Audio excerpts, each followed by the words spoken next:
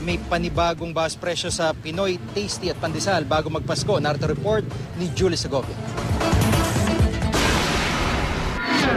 Good news sa mga consumer. Dagdag pang 50 centavos na rollback sa kada loaf ng Pinoy Tasty at 25 centavos na tapya sa kada pack ng 10 pirasong pandesal ang aasahan daw bago magpasko. Welcome ng panadero for as long as bumaba ang harinang Pinoy to 700 pesos. We want it to be decided upon before Christmas.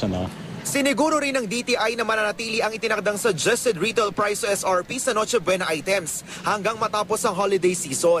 Pero aminado rin silang may basehan ang pangamba ng ilang supermarket owners na sumipa pa ang presyo ng ilang produkto habang papalapit ang Pasko. May port congestion pa rin kasi. May basehan talaga dahil umakit talaga yung cost of transportation. So talagang may konting price pressure. Pero based on what we see, yung price pressure na yun is ilang percent?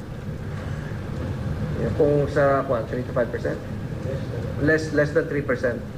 Convenience store na 24/7 na operasyon ng ilan sa 14 na tindahang nasita ng DTI na nagbebenta ng mas mahal kaysa SRP. Sabi ng ahensya, pinapayagan naman ito. Katunayan, pwedeng humigit ng hanggang 10% ang tubo nila sa SRP ng mga produkto dahil mas magastos daw ang kanilang operasyon.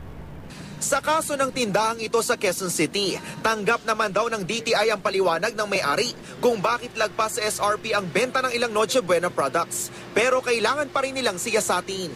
We'll have to check the actual price as monitored, how many percent higher than SRP, at sumusunod ba siya dun sa gabay ng convenience store na not more than 10% of SRP.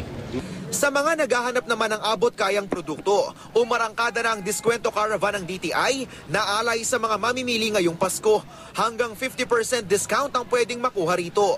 Bukod sa mga pangunahing bilihin at kasangkapan sa bahay, may alok ding Christmas lights at fireworks. Iikot din ang diskwento caravan sa iba pang lungsod sa Metro Manila. Julio Segovia, GMA News.